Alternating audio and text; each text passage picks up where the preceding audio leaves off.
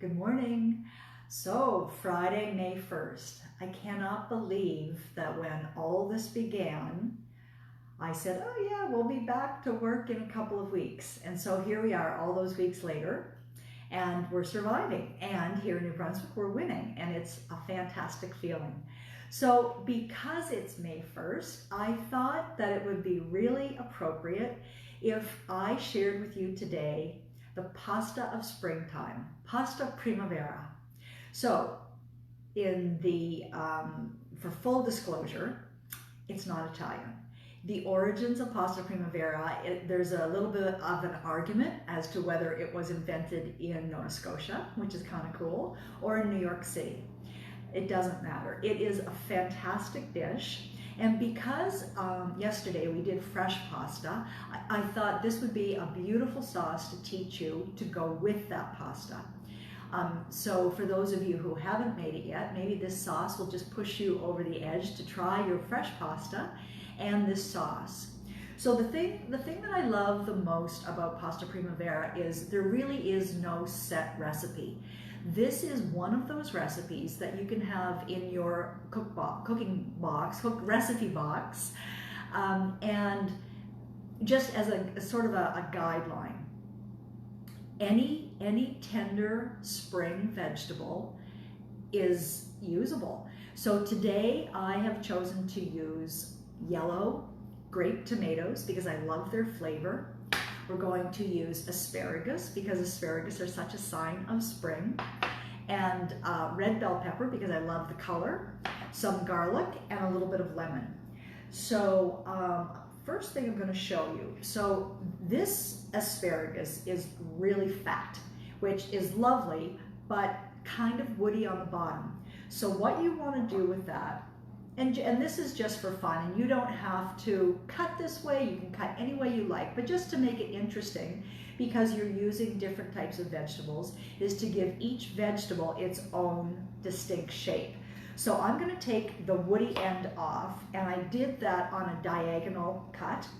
And then, just to make sure that this part of it is edible and you're not getting it stuck in your teeth, you're just going to take a carrot peeler and peel about a quarter of the way up the stalk, just exposing the white flesh.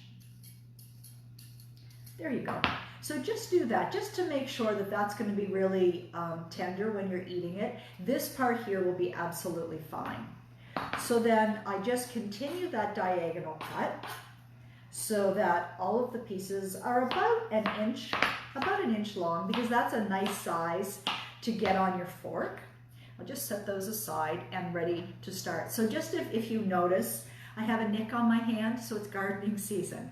And when I'm weeding, I have probably close to an acre of perennial beds at the farm.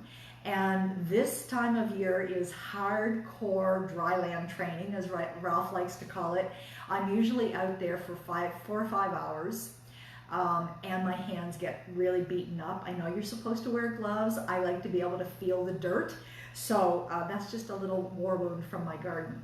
All right, so we're going to start with a skillet and some extra virgin olive oil. So the portion that I'm going to show you today, I'm going to do one portion, and you can multiply this as much as you want. Now I'll caution you, I wouldn't really go more than 4 in a pan, because all of a sudden your Primavera isn't going to be as crisp as you want it. You could try to do it in a wok, but if you don't have a wok, then I would not go with more than 4 times this recipe.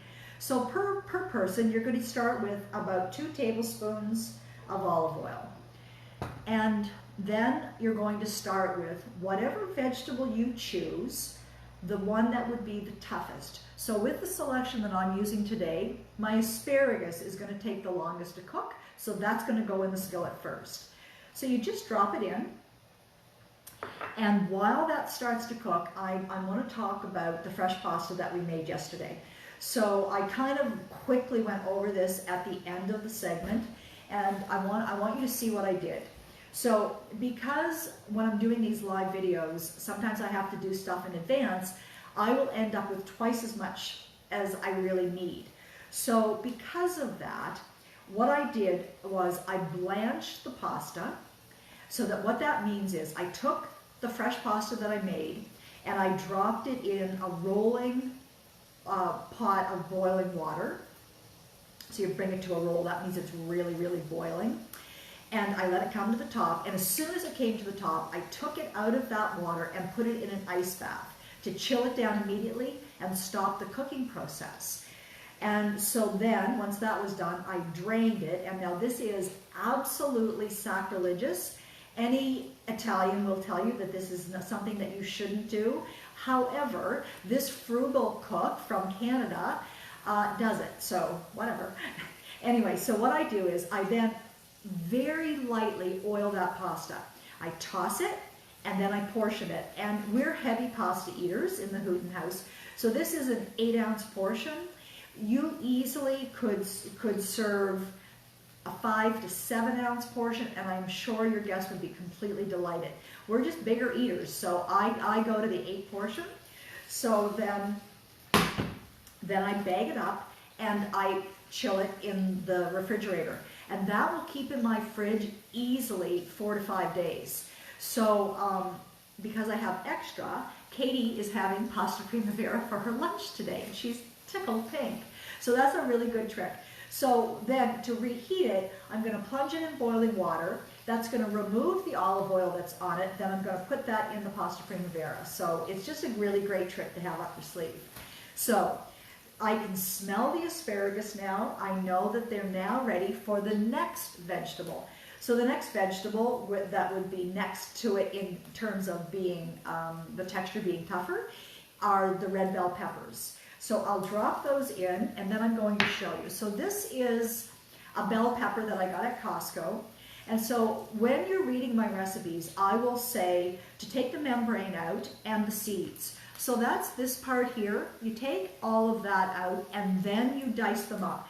Don't dice this pith and those seeds into your chopped peppers, because it's not nice when you get the seeds caught in your mouth, and they don't add any value to your dish. So just get rid of them. So if you see these at the supermarket, it's the same as the bell pepper that you're used to seeing. Similar flavor. They're really fun to stuff. They just have a different shape. So I buy them because they're just a little bit different. And I like to do that. Alrighty, so now we have the vegetables sauteing, so you can see them here in the pan. So something to think about when you're putting your combination of vegetables together is the color. So this dish is a celebration of spring. So we're all dying to have all of the beautiful colors that your gardens are going to produce. So when you think about what you're going to use, so if you're going to use red, then try and look for a yellow and for a green and maybe some white. So the next thing we're going to drop in here, I chose the orange grape tomatoes. They have a fantastic flavor. Now, I don't want to cook these all the way down. So make sure that when you're ready to add the tomatoes, you're also going to heat up your pasta, because this is going to come together quite quickly. So because I'm talking to you, probably I'm going to go a little bit further on the cook than I should, but when you're doing it yourself, just make sure that when you put your tomatoes in the pan, you're going to drop your pasta at the same time, so you're good to go. So in they go. And really what I'm doing is I am just softening them. So already you can see that is gorgeous. It looks beautiful. So the veg are in. Now what I did was I took garlic and I sliced it really, really paper thin. You can mince it, you can crush it, you can do it however you like. I just thought for a little bit of a different shape in my dish, I would slice it. I'm adding the garlic at the end because I don't want that garlic to burn, and it probably would while those vegetables are cooking. So I'm just going to put it in now, really, really fragrant, and probably to this serving, about a half a clove. And also, which I didn't mention to you, it's about half a cup of whatever veg you're using. So I used asparagus, bell peppers, grape tomatoes, and garlic. Other things you can use: sweet peas, zucchini, baby spinach. Really, it's endless. You can use mushrooms. Mushrooms aren't a spring vegetable, but if you like them, by all means use them. You can garnish with all of the microgreens. You could also, at the very end, add radishes. You could use beet greens, like it goes on and on. So that's the thing that is so wonderful about this dish. Whatever vegetables you like, you can use. Now, you can also add cream to it. That takes it up a notch. I wouldn't use a canned tomato product with this, especially because I'm using fresh pasta. My fresh pasta is the star, and I want everything to sort of be on equal footing rather than have a heavy sauce with a fresh pasta. I would never use a bolognese, a puttanesca, any of the really heavy, gutsy sauces. I don't use with fresh pasta. It's too delicate, it's too tender, and I want something that has more substance to it with those sauces. So I would probably use, or I would use, a dried pasta. Alrighty, so this, you can see what's happening here. This is really beautiful.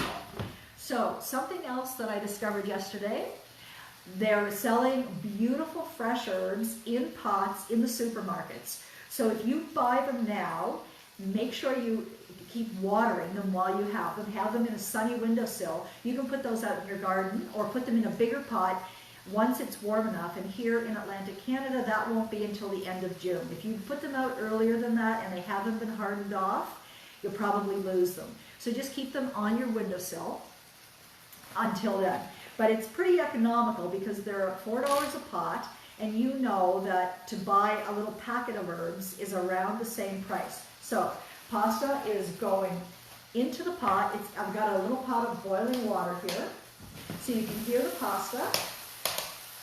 And all I'm doing, I'm plunging it in there so that I can heat it back up. So you can't see this, just trust me, that's what I'm doing. So now I'm going to take that pasta, so you can hear the pot. I'm taking the pasta out of the water, and I am not being fussy or worried about getting any of the pasta water in the pot, because that will just mix in with the olive oil. Now, it's in the pot. I've turned the heat off underneath it. I'm going to take a lemon, and I am going to zest for one serving about 1/4 of the lemon. And then I'm going to take about 1/4 of the lemon. Make sure you pop out any of the pits, and this one is really full of pits. Pop them out before you give it a squeeze over the top. Okay, so it's just going over the top. Now give your pasta another toss. That smells amazing. Now you're going to take your fresh herbs. So really, really important, when you're using fresh herbs, don't use the woody stem. So you're just going to take that, and those little leaves come off pretty easy. Now this is a pretty young plant, so up at the top, it's pretty tender, and I probably could just chop that up, but I'm not going to. So I'm going to use about 1/2 teaspoon. So this is lemon thyme, goes with the lemon. And if you can find it at the nursery, if you get to go to a nursery, or at the supermarket, grab it. So I'm also going to use, per serving, about 1/2 teaspoon of mulled and sea salt flakes. So I'm going to show you the box. So here it is. This is what it looks like, mulled and sea salt flakes. They come from Great Britain. You can find them at the supermarket. A friend of mine said he was having trouble. He couldn't find them here. You can also order them on Amazon. They're fantastic. It's the only salt that I use. I use it at home and I use it at the restaurant. If you eat at Italian by night, you know that when you order, ask for salt. If you like extra salt, we bring it to the table and you crush it over the dish. I'm also using Mirage Chilis. So to one portion, I'm going to use about half a teaspoon. Those chilies are from Turkey and they're very, very mild. So make sure you know the strength of your chilies before you put them on, because you don't want to burn somebody's mouth off. And the last thing is just some pepper. So I'm going to grab a plate, and we will put that on the plate. Nice. And so that was fancy. So here you have it. And something that's really nice to do. So just sort of pull your veg to the top, And then just before you take it to the table, just be generous and take a sweet little stem of whatever herb you decide you want to use. You can use fresh basil. Chives are coming up in the garden right now. They would be beautiful. So there you have it. Pasta Primavera.